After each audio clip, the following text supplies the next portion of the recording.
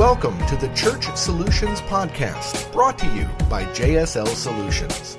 The Church Solutions Podcast is designed to help equip you and your church in the use of technology and other tools and services. And now, here are your hosts, Steve Lacy and Phil Thompson. Greetings and welcome to another edition of the Church Solutions Podcast. Hi, my name is Steve Lacy. And I'm Phil Thompson. It is a pleasure to be with you today. Thank you so much for joining us on this podcast that we normally do weekly. Unless somebody takes a vacation, then we just give it up and don't do it. But we are back, and we are a company called JSL Solutions. And JSL Solutions is a tech company that helps churches do streaming video, mobile apps, as well as church management platforms and website templates. And we also have another product that we're going to launch here pretty soon. We're not going to say what it is, right? Not yet. Okay. We're picking logos this week, though. We are. We're picking. That's exciting. We're picking logos. We use 99 Designs. Yes, we did. Well, we tried a couple of things, but this time we resorted back to 99 Designs. They work pretty well for us in the past. Yeah, it's a good little thing, Steve. We've tried to reach out to some local designers here in Tucson, and I was pushing to use local, and so we tried somebody, and it just didn't work. Didn't excite us too much. So we went to 99 Designs. Yeah, middle of our 99 Designs contest right now. Yeah, so we'll probably post. We might post something on our Facebook page, maybe. Yeah, sounds like it. We have a Facebook page, StreamingChurch.tv. So go to Facebook and look for. I think it's Facebook.com/StreamingChurch.tv or something. That is correct. All right. So today, Steve and I. We do this, and we mostly talk about tech-related things, although a lot of times we get into leadership stuff, we get into volunteer things, because the purpose of this podcast, and really the purpose of our company, is to help enable churches to do what you do better, and to hopefully use technology, but also help you with leadership. Steve and I have been involved in leadership for a long time, but today we're going to go back into online stuff. We're going to talk about tech-related things, and we're going to talk about 7 current trends for online church. Yes. So, all right. Interesting. Online church probably didn't exist 7 years ago. Well, it's been about 7 years. Probably been about, almost 10 years, hasn't it? I mean, not for us as far as our streaming thing, but it's been I don't know. I know it's been at least 7 years, because when I came back from Kansas and came back to a live church, we were streaming. We weren't using our company, but we were streaming. We were doing streaming video. That was 7 years ago. Oh yeah. Yeah. Well, we had recorded video. That was 7 years ago. Because I remember sitting in and monitoring the chat or something like that. Maybe not the chat, but it was. We were using net broadcasting. I think time is flying faster. Anyhow, we've lost everybody in this podcast. So we're going to talk here about some trends when it comes to online church. You might want to listen to these things, and maybe if you're not doing online streaming, you might listen to this a little bit, and maybe it might spark your interest. Or if you are doing online streaming, maybe you could add some of these things we're going to talk about. That would enhance what you're doing. Mm-hmm. And so that's kind of the whole purpose of this. And obviously the, what do you want to call it? The full disclosure, we obviously have a company called StreamingChurch.tv. Yes. So we know something about this. Yeah, we do. And we'll probably going to push ourselves here.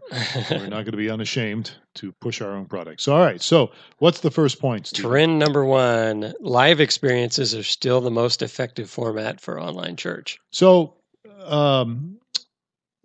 there's lots of different ways to do streaming video and to do online church, and online church and we're going to get into the different ways to do it. Mm-hmm. But the live experience, and there's other ways to do it that aren't live, which we'll talk about in a moment. But the live experience is probably still the most effective, at least if you go by what we think, and that is having people involved, right, in the actual streaming. So what we're getting at here is not just putting the video up, but actually having people involved with chat, having chat going on, elaborate a little bit on that, Steve, so, I know you push this a lot. I mean, we're going to talk about different formats, on demand and Right. simulated live and live. But live's still the most popular, most effective.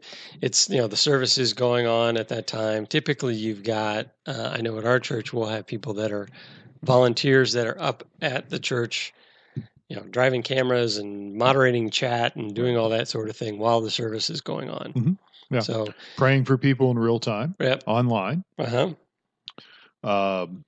So yeah, it's the live experience, and it is. I think if you do it right, and when I say do it right, doesn't mean you have to spend a lot of money or even have a lot of cameras or a lot of volunteers. You don't have to have all that, but if you do it right, as far as getting people engaged, I think it's definitely the most effective format. And one thing we might want to point out is, a lot of churches are interested in broadcasting their services live, but they're not as aware, I think, of what the experience is like for everyone. Right. And so that's where the volunteers and the chat and all that, you try to make it a service that people are attending. Yeah. Just like they're attending your live service. Yeah. Well, and this may be kind of a silly illustration, but my church does small groups. We call them community groups.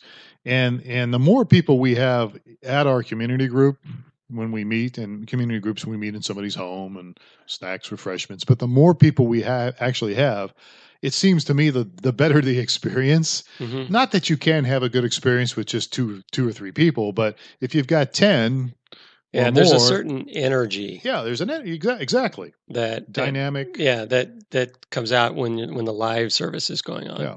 So if you're streaming live, we really encourage you to have some kind of a platform that gives you some options like chat, right? Like places for people to maybe have prayer requests, some private chat. They could even see who's online, maybe a map.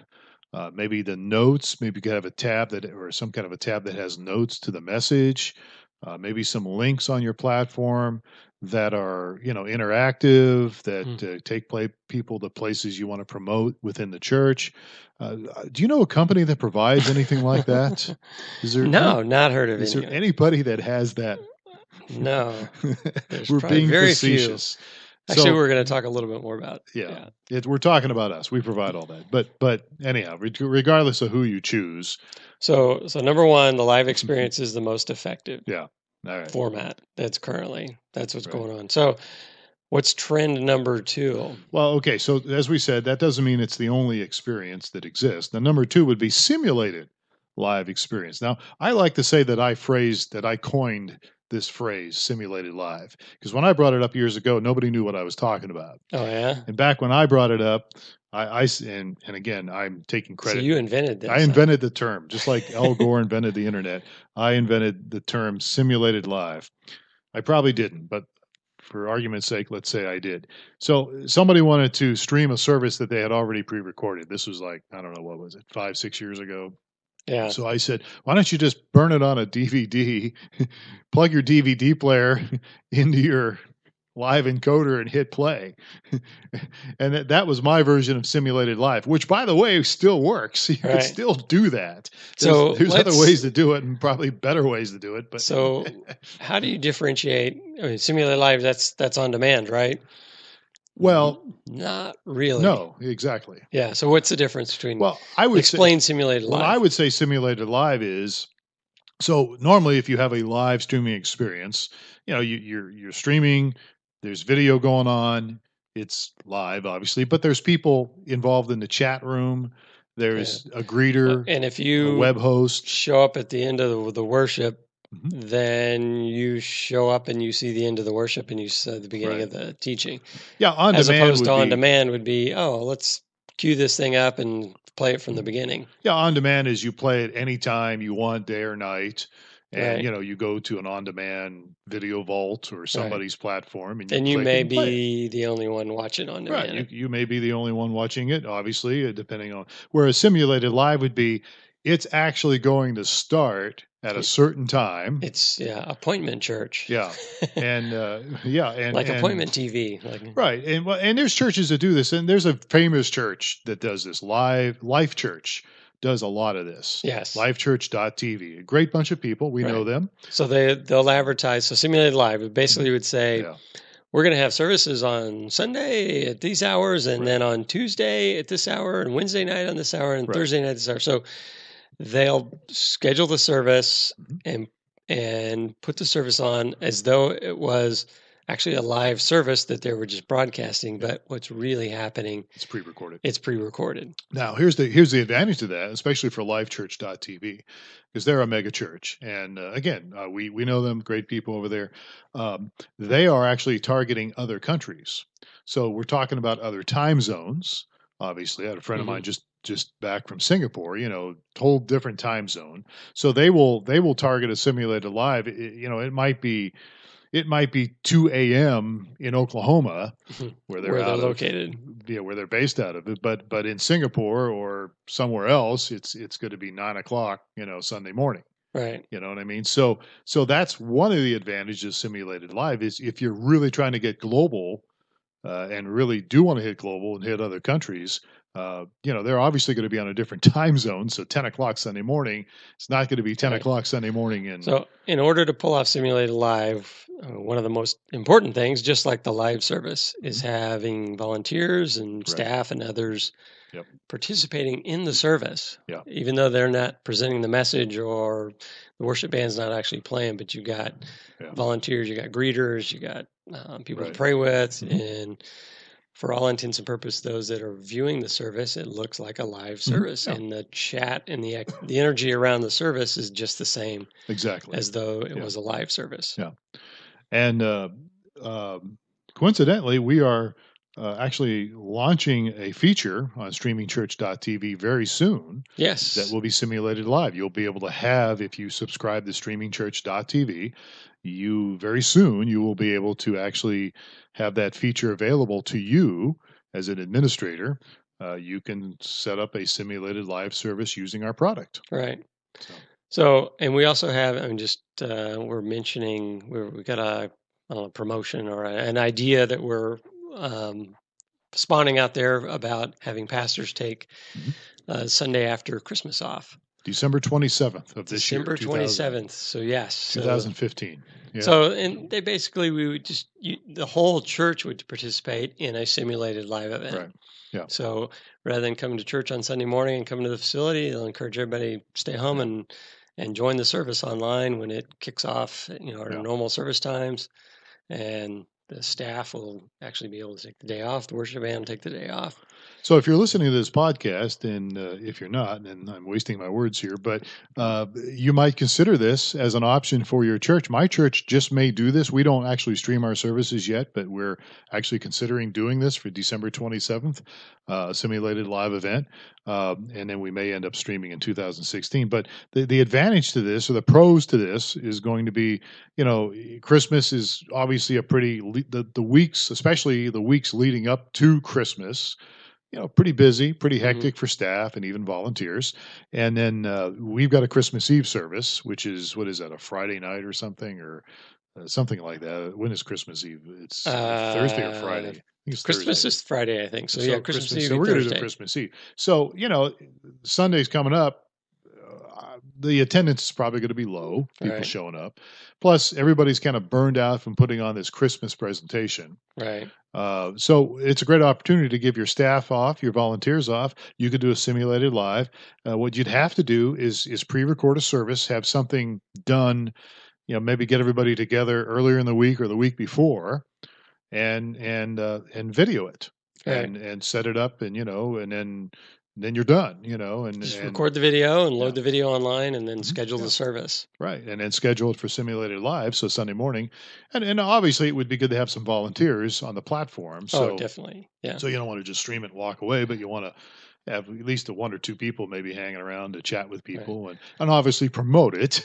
Right. That's going to be the biggest challenge for our church is if we're going to do this, we're going to tell everybody stay home, but watch online. Yes. And so we have to make sure we promote that in advance, enough time, and put it on all our social media platforms, newsletter programs, talk about it for a few weeks, Yeah.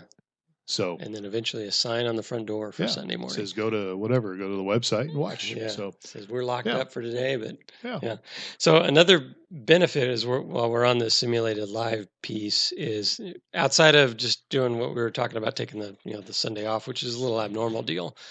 But what this would allow churches to do, if you want to invoke the simulated live, is to, like Life Church does, they will record their services that are happening on Sunday or Saturday or over the weekend, and then you just schedule a service that is at a more convenient time during the week for others to attend, say a Tuesday night, Wednesday night, Thursday night, whatever it may be. Yeah. And so you basically you get some additional exposure, you create some additional opportunities that people that work over the weekend that can't get to church can be a part of the simulated live. Yeah, I think it's a great opportunity to do that, and we'll be talking more about that in the weeks to come here on this podcast. But if you have questions about that, just shoot us an email, support@StreamingChurch.tv, and we'll try to address your deal there. So, all right, good deal. So simulated live is the number 2 trend. What's our number 3 trend?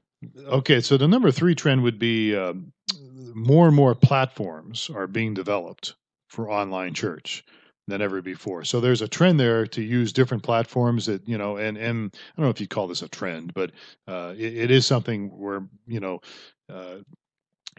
here's the deal. You don't, it used to be 10 years ago, if you're a Saddleback or a big church, a mega church, you did streaming and everybody else was kind of, admiring you and in the corner going, wish we could do this for our church. Well, now, I mean, it's very, cost effective and you can do this. Doesn't matter what size your church is. So there's lots of different platforms out there. We mentioned LifeChurch.tv. They're pretty famous. But there was people doing it before them, and obviously we have a platform which we've been, unashamedly pushing here, StreamingChurch.tv. But there's other things out there. There are things you can actually use YouTube to stream, but you do have to jump through some hoops to make YouTube, it work. But it can be done. You have to do. I think every time you do a live service, it's a whole different link. I think, right? A whole different. I believe so. Embed code or something. There's other things out there you can use. And there's even free stuff. We did one of the first shows we did, you and I did when we were streaming, I think at a coffee shop, was, giving people options they could stream free. Right. And there's different companies out there. I can't remember. I mean, some of them are still available, but there's pros and cons to all that. Right. So with the free, you do pay a price. It's just not monetary. Exactly. There's you're gonna have to put up with some ads or some other things. Or sometimes the quality is not as good. I mean, there can be lots of different reasons. I still basically subscribe to the old adage, you get what you pay for, and I think that that's true even with this. But the platforms, again, I'm just going to use this to push at least a platform. If not our platform, at least we would encourage you to find a platform that does include chat, that does include some features that are interactive. Right. So you can, if somebody wants to message you in private, they've got that feature. If you want to give people the option to fill out an online card, so you can collect information. And when I say collect, I'm not meaning that in a, weird way as far as, okay, now we got your information, we're going to send you spam or all that. But, collect people's information so you can have them on your mailing list. Give online. You want to have a platform that gives you the ability so that people can give online. Pretty much everything we do, we'd encourage you, if you don't use us, we really encourage you to find somebody. And there's lots of options out there. Yeah, that has some of those features that are interactive. So it's not just a video. Right. So, all right. So there's trend 3 was that there are lots and lots more platforms and more every day. Trend number 4. Okay. So there's not one specific or one right way to do online church. So obviously we're pushing interactivity here. You don't have to do that. We think it's the best way, but there's other options here. You can certainly get involved in doing other ways to do online church stuff. You could do it on social media platforms like Google. You could, we mentioned YouTube earlier. You could even do Skype. But I guess what I'm saying is there's lots of resources out there to produce live experiences, and you could do it exclusively or you could do it corporately, and you could do things. Um, you could do even small groups online, which I did for a while when I was with another church. So Right. the online experience doesn't have to necessarily be your service. And there's not, as you mentioned, not really one right way of doing it. We would just encourage that you implement some of the features that make going to church enjoyable Right. and Yeah. relational. Yeah, So, I think that's the bottom line. But you could even do things. I mean, we've got pastors and counselors that have used our platform where they want to stream, and they want to stream more of a very informal. They even using a fairly high quality webcam. The guy or gal is sitting at the desk and they're talking. And they're streaming it as they talk to you, very very informal, very casual, and people can even chat and all that stuff. So lots of different ways to do this. all right. So that's trend number 4. Trend number 5. So the most successful online church experience people have well-trained volunteers. Their volunteers are well-trained in the sense of connecting with people, reaching out to people. We mentioned again the chat. Yeah. So a lot of the, some of the principal aspects that are necessary would be the same principal aspects would be necessary in a good greeter that you have at church. Right. So you want someone that's going to be friendly and welcoming, and ability to make people feel comfortable. Yeah, but chat isn't the only value that volunteers can provide. Social media today is really out there. I mean, we've dedicated podcasts and things to social media, and some people may get tired of hearing about it, but social media really does connect people. So you could have some volunteers that work on your social media end of things, so they can post things on your Facebook page for your church or your Twitter account, or whatever different social media outlets you've got. Also, volunteers can follow up with new visitors just like they would in a real church setting instead of virtual. So they can follow up with emails with people. Next steps, something that your church promotes quite a bit. What's the next step? Next step as far as committing your life to God, and all of this creates a unique opportunity for these volunteers because it doesn't require showing up at church and cleaning out the children's area, or it's something they can do from home, when it's convenient for them. So these are things, keeping the social media alive, following up with people, that sort of thing. They can do that at any time and from anywhere. Yeah, exactly. And there's lots of things, again, on this trend. I mean, they can train new volunteers to do this online stuff themselves. They can help write blog posts. We've done a podcast on how blogging is pretty important. They can help, even in the technical aspect of writing code or doing more tech-related things, graphics, all those kind of things. Volunteers can be involved in it. And these guys are really key to an effective ministry. We do have a lot of churches that will say, well, I want to broadcast, but I can't get any volunteers for anything. And I think those churches that aren't unable to get someone to participate in this aspect are not as effective, much less effective than those where you have the volunteers doing not only the online hosting and greeting stuff, but all of these other things during the week. Well, not to beat a dead horse too, but again, if you're having a problem with volunteers for anything that you do in your church, your problem is probably not a volunteer problem. It's probably a vision problem. You're probably not effectively sharing the vision for why that specific ministry within your church is important. Right. And so again, it's just depends on how seriously you want to take it and how you communicate the vision for it. Right. So trend number 6. Number 6, as we get close to running out of time here, the best online church experience is more than just a single event. Yes. So you've got lots of ongoing community going on, on your social platforms like Facebook or your Facebook page or Twitter. You've got blogs, you've got forums, you've got great email communications. Yeah. So there's a lot of stuff going on around the event, which is typically the weekend event. Right. There's a bunch of stuff that supports and enhances all of that. All those things you can do leading up to the event. I mean, we do this. We don't even stream yet. We do podcasts for my church, but our Facebook page, we always have things that are being posted during the week that kind of lead up to the Sunday. Mm-hmm. Well, it's the same thing for online. You got an online service. Well, begin to promote that online thing, and it's create opportunities and different events on your whatever form you use to communicate. All right.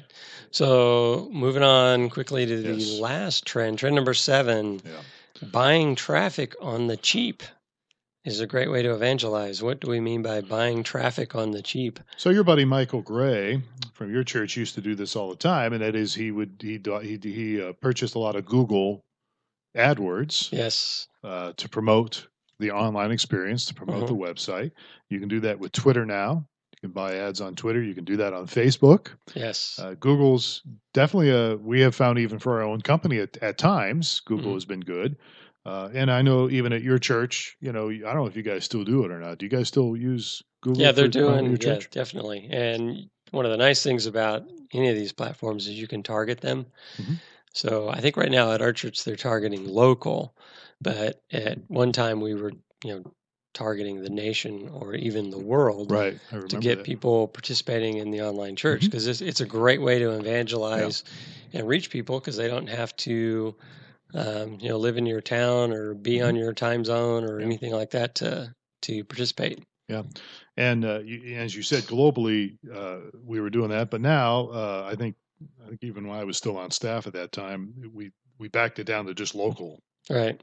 But the other thing too is that when you're doing something like Google AdWords, you don't just have to target people who are looking for online church.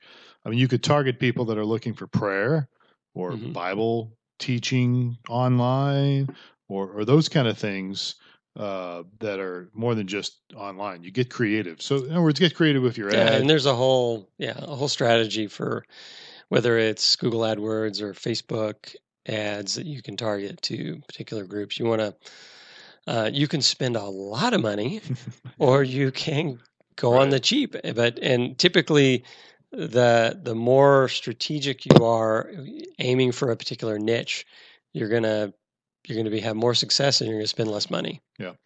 I think as we wrap this up here, the churches that are experiencing real success when it comes to online church, they're doing many of these things we talked about, but they're also stepping out of their comfort zone a little bit. They're trying different things. They're experimenting with different ideas.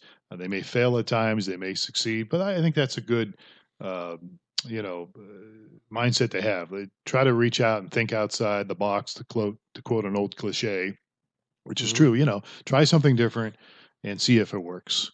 And if it does, good, go for it and let us know. So, all right, Steve, we're done. We're out of time here. So find us on iTunes. If you're listening to this some other source, you can always subscribe to us on iTunes, Church Solutions Podcast. We're on YouTube. Look for StreamingChurch.tv on YouTube. We're on NewMediaMinistries.tv. And you can always chat with us. Just go to StreamingChurch.tv, and there's a little place you can chat, and we can talk to you if you have questions. Email is support@StreamingChurch.tv. We'd love to hear your feedback on this. Give us some thoughts. Give us some suggestions.